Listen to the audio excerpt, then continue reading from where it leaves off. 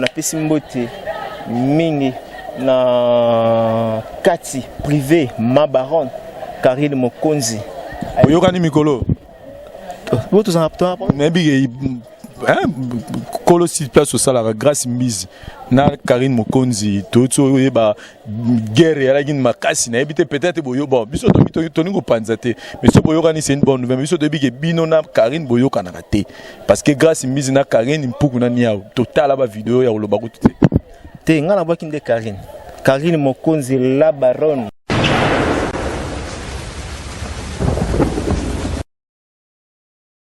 Maïga Longane Congo Lenga Kosabiso.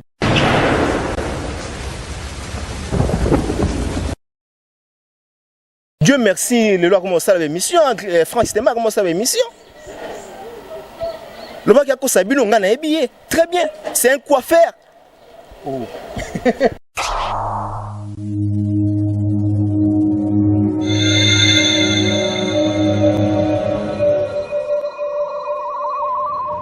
La voix du peuple, oh, la voix du peuple, oh, si tu as bien, oh.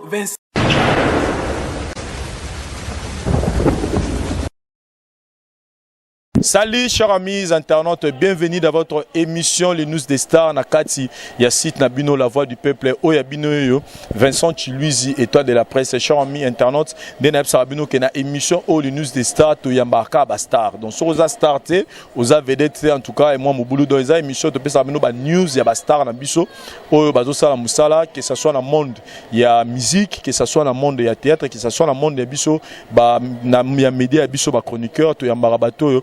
Bani message information dans tout autour les autres concernés car Bastar na bino yango topé sango comme émission Les News des Stars et lelo tous en a opportunité et puis na sengo makasi ya yamela bino ndeko moko oyo asala musala na ye oyo bato belé bandima ye oyo a confirmant na monde internet vraiment tous en sengo makasi ya yamba ye to bengi bon na kombo ya Mike Lokamba, l'archevêque de la presse, autrement dit président de tous les journalistes. C'est là n'engage que lui a lobby à président de tous les journalistes. Il y a lobby bongo dans biso tout dans le loro yaro contredire yangote et c'est mon abiso za le loro yambaye dans émission na biso parce que tous en la question est belé à retourner Mike Lokamba. Mike Lokamba vraiment bazon d'ombre c'est belé tout autour ya masolo na yango lelo na senga ki na pseke ndeko ozali mutu ya batu bazana poser ba position na yo parce que jusque là on comprend pas Mike Lokamba alungwa Congo elengi Mike Lokamba problème tout autour na ni nezo leka tout autour ya carrière ya Mike Lokamba yango lelo to landi pe émission belé comment beaucoup de gens bazo ko attaquer na ba différentes émissions internet bato bazo se plaindre bamsusu tout le monde parle tout autour ya Mike Lokamba yango lelo to se pela ko ya mbaye na émission na biso oyo Les News de ça poto tout na ye ba question nyonso Mike Lokamba alongwa to azarana Congo elengi donc ba solo tout rozongo lelo na kati émission sans plus tarder nazo ça la peine na invité na biso ya mukolo lelo Mike bonjour Vincent Chiluizi en tout cas bonjour d'abord merci na présence na yo et puis na site oyo ils ont informé batou la voix du peuple ba peuple déjà ba pona ba ndima quoi donc rien à commenter rien à dire. En tout cas, merci na bande coupé au basu occasion au basu talabiso en scène moment donc voilà Mike Lokamba là. Voilà. Mike Lokamba azana biso awa tozo panzampoke na Mike lelo. Mike ça fait un bout de temps to bano mona que sur na ville à Kinshasa te ozaki na déplacement to ozaki na tourner na Kabose ça biso d'abord masolo les Guinéens. Allo Zambia. Mikolo kaka allo Zambia. Moi le boange. Ouais, langue na bango Kibemba. Langue na bango. Donc voilà, Zambia il équipe très bien. To sali artiste sala qui 3 à 4 productions na kati ya Zambie. To beti na Zambie et puis to beta na Kolwezi, to beta lisusu. O batu ba éviter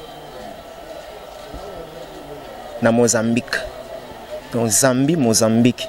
Ikangamaka wana. To beta na Mozambique, production mibale. Et puis tous on a le Lubumbashi. Tourner et les gars est vraiment très bien avec l'artiste parce que nous avons accompagné, nous avons guidé, nous avons orienté. Donc côté mabé nous avons battu salaboué parce que mon biso tous analyste musical. Donc voilà, donc production na ya mais makinga a échoué elle est très bien donc on a ndengo saranate. Elle est très bien dans le Saranate. Malheureusement pour Nabiso, tout le monde a dit bah image de Mike parce que tant que Zawana, il fallait à tout moment tout le monde a ba publication. Nous le concerne à Mozambique, tout le monde moi image, concerne à Zambie tout le monde mais si oye à tout rôle bah vous savez au moins un mois qu'on a tout le monde à ta publication moi sur internet. Voilà, naruzo ngale loko tuninga c'est vraiment très important. Bandeko bele bando luka place nini ba ko attaquer nga. Au moins que le Kambaki na kabuse image ezate. Maintenant on ça bango ke ba mi benga ka ba journaliste d'investigation ba mikosa. Vincent toi na Kinshasa awa image sto sali image dans l'autre ndelango na ni Willy Kayembe qui est notre confrère. Willy Kayembe ndo l'exango na Congo Web. Mais ceux na lobi na web ko tiango na web na tiango na web ité. Parce que nakene ngamoko en tant que réalisateur, journaliste, dans la possibilité de monter les mains. Vous savez, dans la possibilité de monter les mains. Et ça, le roi soit même journaliste à Kinshasa. Le bas qui est bâti dans DVD et na kin eleka. Mais ce que côté on a net, on a un monteur et puis il faut que sommes on a besoin de travailler à où ils a fiable pour que l'élément on écoute. Mais sur le plan image ils ont qui moi mkié séquence moi mkié to tindela ki on ba confrère na biso ba Willy Kayembe aleki sa ki on na Kinshasa mais batunde ko belé ba nga ba profiter na nini wana or baza ba journaliste était. Donc voilà. Voilà Mike Lokamba Lobion. Mais Mike, avant de bêta pena 4 je pense que c'est pour une première fois. Tout le monde a 4 site na biso la voix du peuple. Tout le monde moi retracé sur moi bref parcours na yo pour le lo batuba ba Mike Lokamba chroniqueur na presse en ligne Mike Autambula wa pour le lotoyer bay. Merci beaucoup Vincent, opportunité pena bandeko batala biso vraiment na noté. Bazwa pe occasion on a ya koyoka Mike Lokamba bimela wapi. Mike Lokamba zanegara mutu pamba kandi tuzala boye na banda c'est vrai na banda na internet nga na banda vraiment na internet hein na banda na internet avant na banda na internet na bando sala stage mais na bando lekate na sala stage na nga awa na TKM Radio Télékin Malebo à l'époque là j'ai sali en passant les Cyprien Wetch wa ndé ko kamba biso na mende oaza chargé na minute sur la chef kuna alors nous avons ba stage to kena ba formation ali ka ndenge zalaka zuma relation mutu moko boye ayo kotisanga Congo number 1 donc ngana na ligne na bana na Congo number 1 o isalinga lelo na koma Mike Lokamba lelo na zanga mutu pamba azanga mutu ya makolo lelo makolo za société de grâce ya Congo number 1 na bana Congo number 1 ndingi zalaka après na oyamba bandeko mususu biso to pesa ba mati ba micro là rien na Congo number 1 naza papa na ye yalo la benga le président naza papa na ye donc là azo ya na hotel moi na yuluka musala to solo na base manzambi oza ki patron ya Congo number 1 a moto sika ye lo kamotala na no sepe na ye temenga na zanga na mutema malamu abi mona yaka na moi makasi na pesi na micro mais canon te maman mbali wana ba bossa na ya donc na senti que non ça qui que matalo bara ayaka Congo number 1 mais yo ubano sa émission teye ayamba ni usamba modo yo wana ubimagi na non quand on a éclairci lelo ba tu vas avoir confusion et kota makasi wana na éclairci directement Congo number 1 lenga na koti ba stopper Congo number 1 monenge sala que non ba stopper ba activité à Congo number 1 c'est-à-dire ba émission ba sport ba publicité ba chanson donc fonctionnement général isolé ça la fonctionnement ça quitté wala ngalenga na koti mais te mais qui bureau il faut à chaque jour se présenter au fandi jusqu'à 17h OK ne mati à côté na moment wana l'air à côté AIS tout fonctionner té sur l'air à côté comment il va peu près ba relancer Congo number 1 là ba relancer to démarrer nzela mona menga na banane liboso nga na banda émission liboso après na zui micro na pesi Donc voilà. Là ayaki ngane na yambai na pesa ye chance wana papa mobokoli.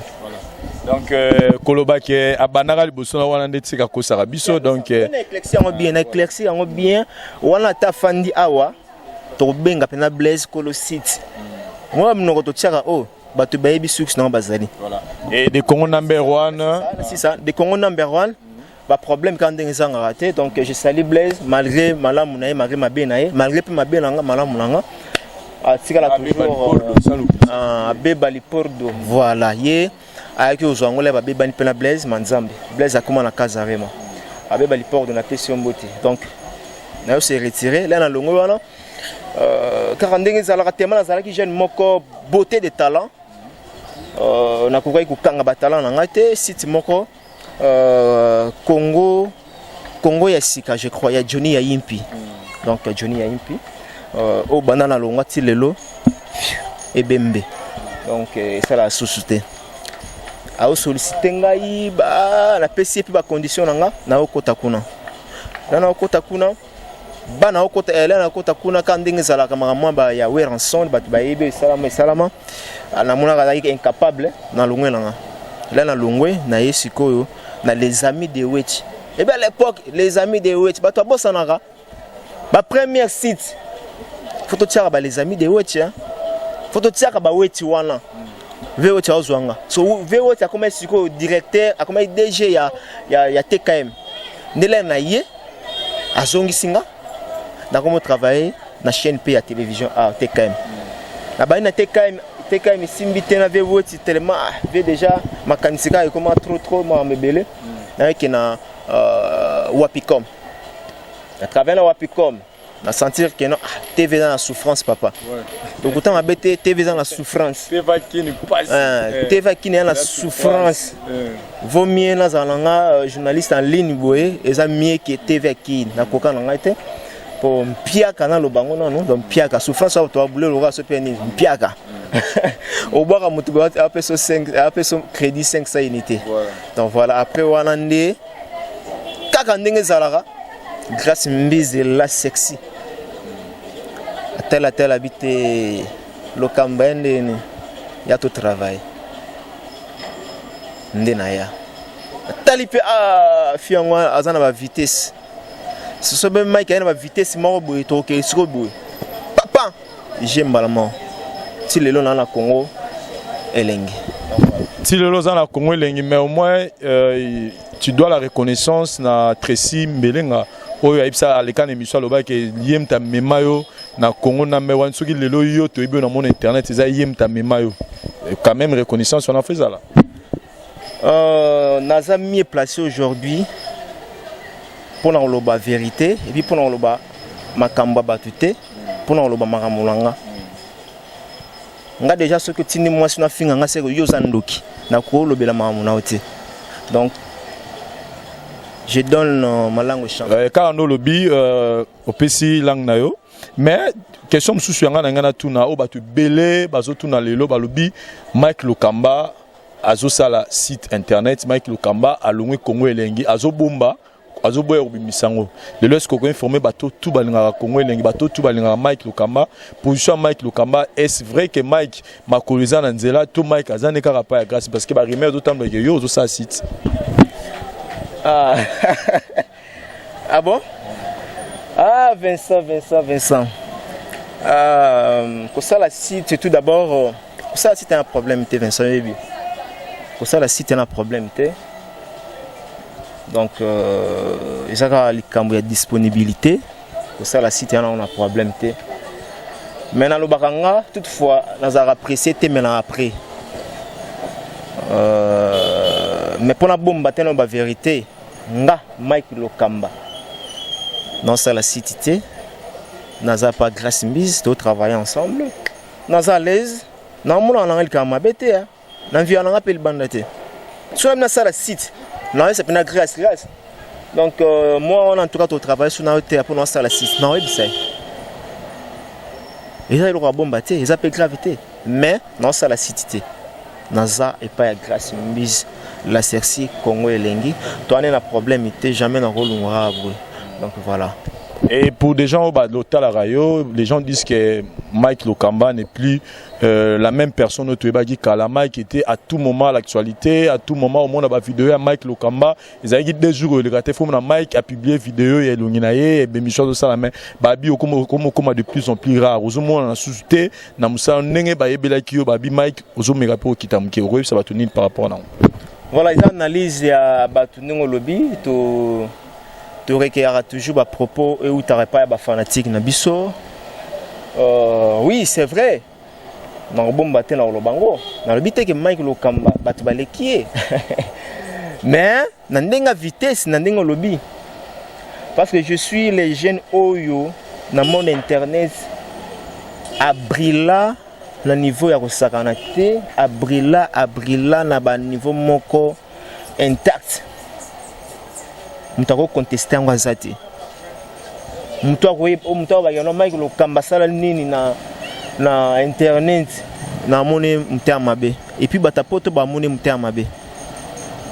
C'est-à-dire quoi isaka ka batan eza batandenge zalaka tout le monde même dans le monde de la musique ezala nango mbiaka za na ye ba jibe baza mais ba musupi bazo bima bima mais le but qui pour Mike ya koma na niveau moko boye na se croiser maboko nanga na lo ba ya na pesa pouvoir na bato mususu dans ça la ngote.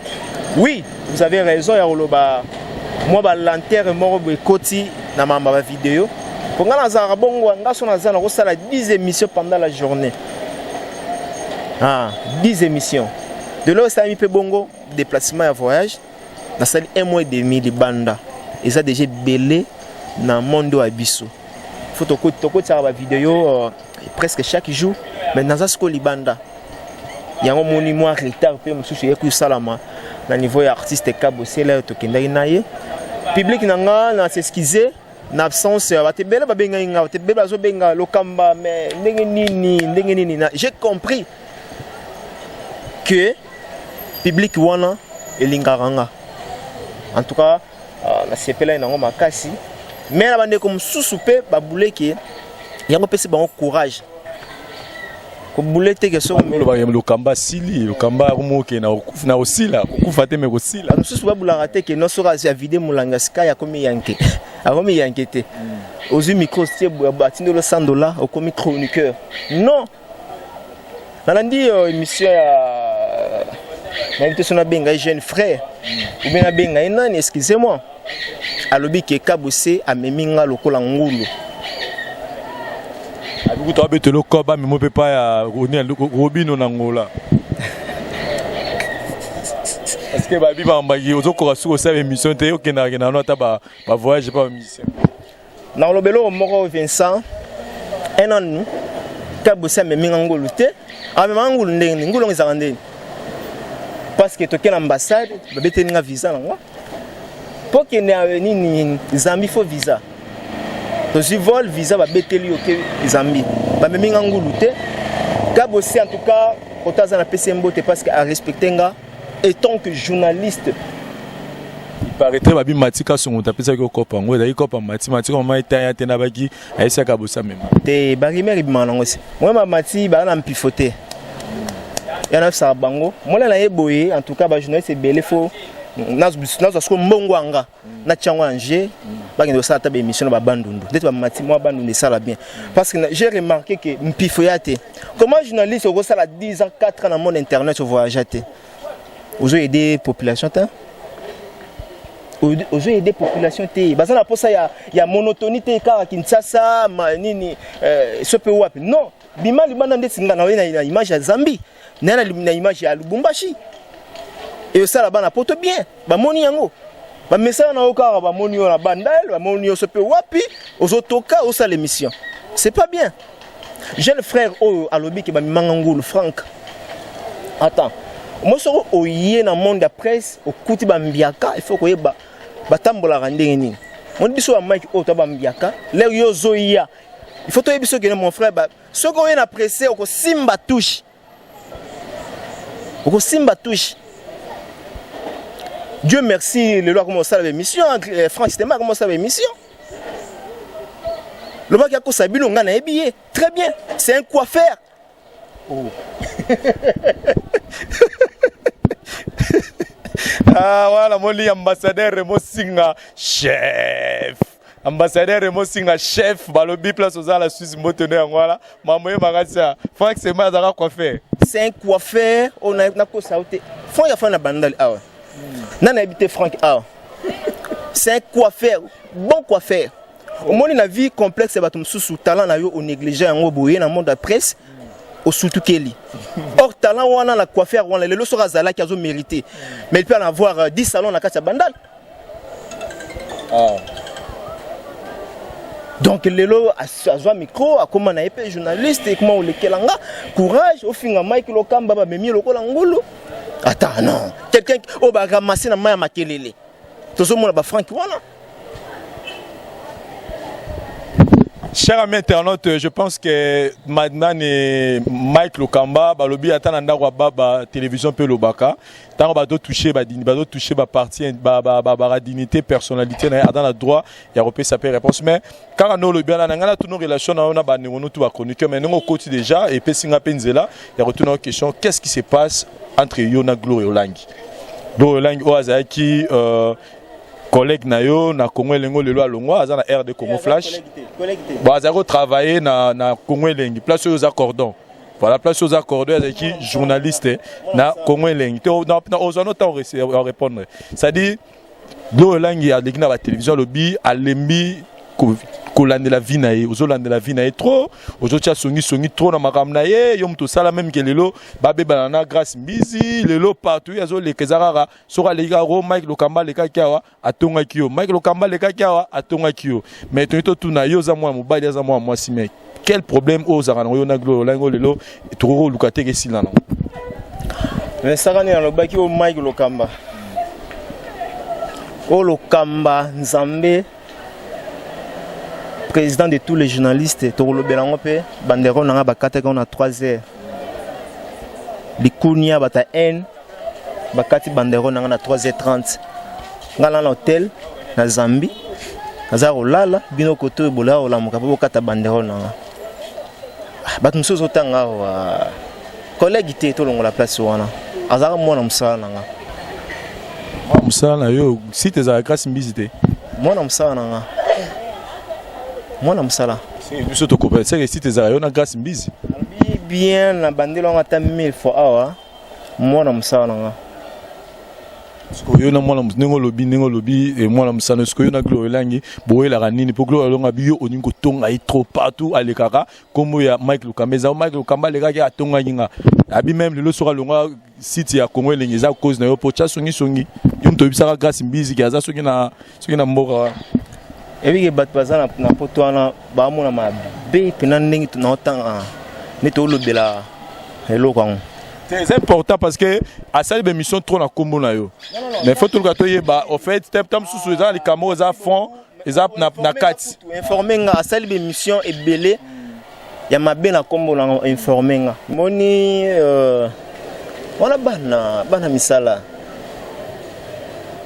nga bon bien que naza te pour répondre à la bateau on a eu répondre te parce que nous sommes qui basala pour répondre à bangote mais quand même bateau ba otala yo bateau balingaka ba yeba tango Glory Olangi ba ozara songi que yo muto bebisa relation na ina grâce mbizi ozotika et toujours continuer toujours kolande la vie na ye est-ce vrai ou ozara longtemps ça dit bateau ba c'est que soko bo répondre c'est que bateau ba ya solo que ozara pina songi ya vie à Glory mais ça mon ministre batapoto ba sepela tele ba mona Mike Lokamba fanzawa o Nzambe mbiaka ba sepela te Mike azo penata TX pena donc nazo ka TX nazo na répondre na moto zo tanga donc ngai so zate na mona moto te donc na mona osusu te donc nga weza plus importé za oyo toi nango actuellement toi na ba grâce temo la banane moi si moko aya na TV pona kindumba te toi na ba Christelle Kabeya moto esalaka aya TV pona kindumba te donc moto otangela nga na ebite mais prépare-toi parce que abiso ramoni na nzela obeta yo oza pour ça na loba mena loba te moni nga pona na transmettre ka message peut-être yo tag émission nga tag émission na il sera se préparer abi c'est dans la notion déjà se préparer pour abi cette fois-ci comme on dit ka vie na tranquillité cette fois-ci so beaucoup tenandila au beta yo lokamande za bongo mona ba fi nga na mutabasi ya lokambo mona mutabasi nga pona fandela na lobela yo mwasi il faut attendre sous vêtement 4 très bien soza ya moko ya kotoboka des solo dans le beloté tout sauté. Chers amis internautes, message à réponse à Mike Lokamba donc on peut pas continuer à côté la carte, il y a plus de réponse par rapport à la situation de les kaki mais Mike en général relation na yo et puis ingratitude tika. Ya batum so timboka il faut en formation. So timboka mbala moko yeto pesi chance mabe. Ya ngwe boma batum susu. Mbandaka oyo nango likolo ya bateau pe bateau ngo ba bateau ezalaka ke non ma ezokota na kati la ozo mbala moko oyo na mima obiso to yebaki ami ngo to bete musinzo po ami ngo ando sa na biso yo bete musinzo ngara tali ke non amtena ba robe taka mtati robe na muskape na iba robe oyo ezala na ebiti na robenga ngo barobe batamboka na fingi bana batamboka te parce que batamboka ebele le bana poto mais ça na batamboka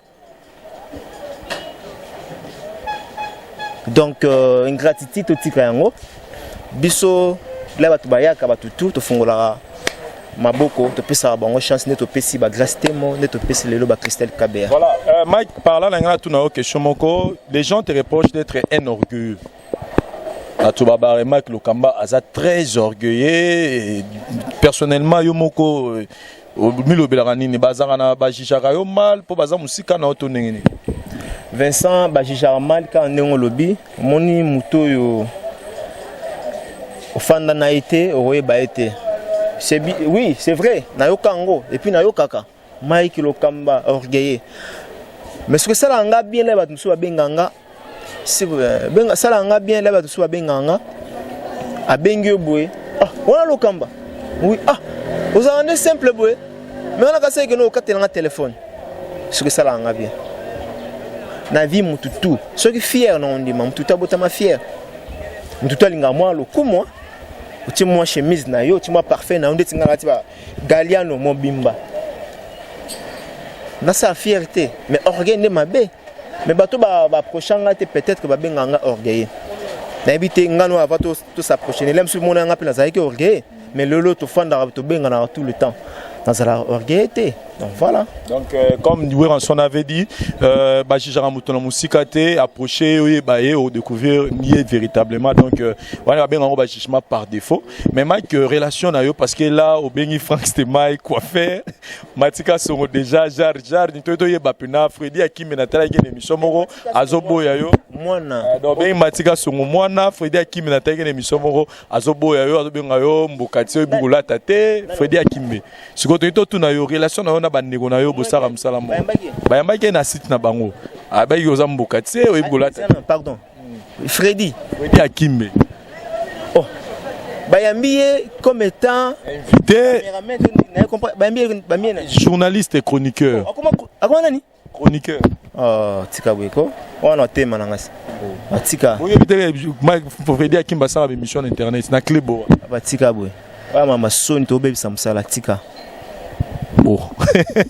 Facile à garer la sucre poupée Barbie la métallique Mama Bonheur yayo ya ngwana yo yebi babi so mutalinga mwesne mabeza wana est-ce que ce mutalinga mwesne mabeza wana ni nango mabeza te so nalinga mwesne nga mabeni ezala namoni la bouche autorisée et tout le VPP la bouche autorisée babi contrôler ka monde nous ozo continuer contrôler babi après Bill Gates ezara la bouche autorisée donc il contrôler nga monde nous ozo contrôler nous connaît bien poto la sexy balobi poto la sexy babi page ya makasi so vous avez besoin d'informations ba vidéo ya solo beta tourna poto la sexy on mona Vincent ba news ya Vincent connaît on mate kenega la poto la sexy na ba ki la bouche autorisée lobi boire bango ate moni yana zo ba ingratitude eza trop Vincent na ndenga ba blague té bana poto boka moi lelo et comment la bouche Vincent moi lelo la bouche c'est vrai azo fula bato mususu mais biso to fula la bouche nga Mike Lokamba oyo na longola pena bien to fula la bouche autorisée na longoli lunette bana na sale mission na longoli lunette biso lelo bien na bina fula la bouche nga Mike na fula la bouche nini bana poto ba ebiango nga fula nga tamu kete nga na fula la bouche na ndenge nini nini yo fula pour la bouche ne fula rabat yo sko fula nini so na fula ndeni ya zo bana tozonga à l'époque kala pour à l'époque kala les mecs azo brûler la bouche a brûler té la bouche ali kwanga a oteka ba kwanga na château rouge pour na yebi bango très bien ba oteka ba kwanga na château rouge wana moi na château rouge ba oteka ba kwanga na ba nini ba benga ngo nini na bosani kombo biso ba Mike oyo au mona to sali likambu boye la bouche azonga tiango pa nae akomelio s'il vous plaît na kotia ngapsi tia ya s'il vous plaît na kotia tia ya Mike na kotia tia parce que lelo la bouche wana akoma pe munoko tanga chele wana moteka facilité moi visibilité bana fula parce qu'à l'époque azalaki na ba azalaki kuna ba nit babenga nini non ba m ba like nombre ya ba like izaki belete wana ku ba yebi la bouche te wana ngani na yebi la bouche na ko tie sala boy telema o ya yebi azonga wana na ko sate azonga la bouche ozokanga zonga na success ngana ko tie sala boy lobela actualité boy nga Mike Lokamba na beta katolo la bouche ko fula ngate bana poto la bouche ko fula ngate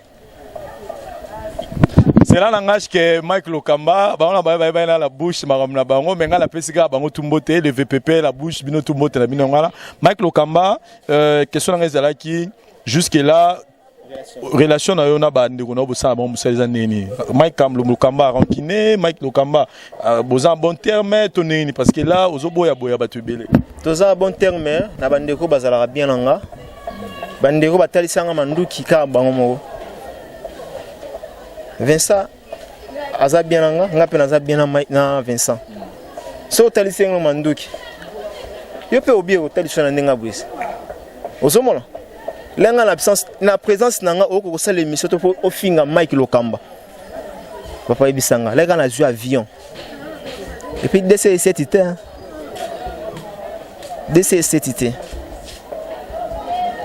na betelo li solo na kena Zambie pour ngala ke Zambie na Afrique du Sud na sala en 2 jours donc ça dit na comme na Zambie ba obele l'Afrique du Sud na ba bis $50 siko Bendoson abenga nga to sala ni émission mo ikoti to sala na Soudaf abi kotelanga to sala émission même c'est ça là non angi appelenga billet aller retour na sala émission na zongi soye Frank wana et quoi faire au finganga mutabonga au sala fierté en mboka lokuma mboka libanda yo finganga alala 30 jours et pas pasteur walesa pour kende souda fait simba 30 jours OK là les lango retraite et simbité mais ngai tana betongo dada mpi fwezate papa Mpifozate voilà Mike Lokamba le bichara internet on était vraiment très heureux à royer ba que posaki liboso ba télévision na bino pour la émission le News des Stars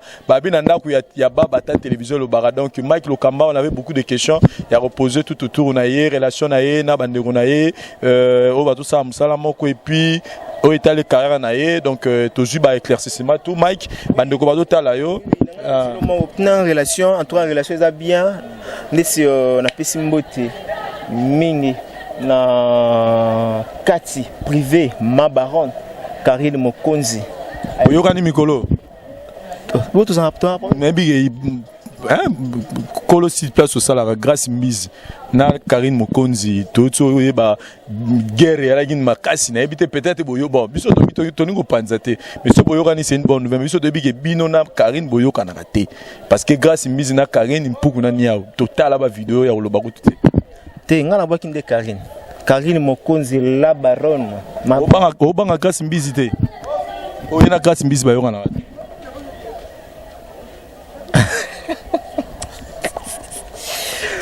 na ma baronne privé 4. Si on doit continuer boyer, on a un Mike a bon solo moro. Mike a l'ongane Congo lenga ko sabiso. Po bang net singa bolé la iba dide masugi na ko boire jamais grâce mbizi. Po to ngina ba guerre. Siko yo do boire Karine Mokonzi, tango ebiga be bana grâce mbabi bana grâce mbizi c'est que kalami to sano sito ko sabiso. Non. Et ça que relation famille pèse à famille. Karine, en tout cas, rien à commenter. On a 4. Cher ami internaute, on a une question. Katia Karine, mais Karine a grâce mbizi pour qu'on ait. Mike Lokamba, tu as mis une émission un message pour la bande de retour batali biso lelo parce qu'il y a une émission est tellement fort et fort.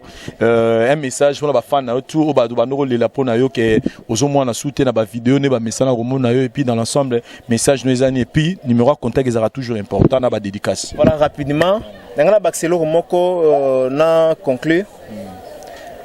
Mike Lokamba azakaka humble serviteur na bino mais le na sala na ramona fier wana le lendo teme fier na vite le lendo ngwana fier OK ils fier ils le lendo te pardon ils fier auto zala nango pour na même moi trop na monde où il y a internet ça autant betende si yo boyo zoya boy coach na ça bien félicitations le vite yo lemba pour continuer ça bien non.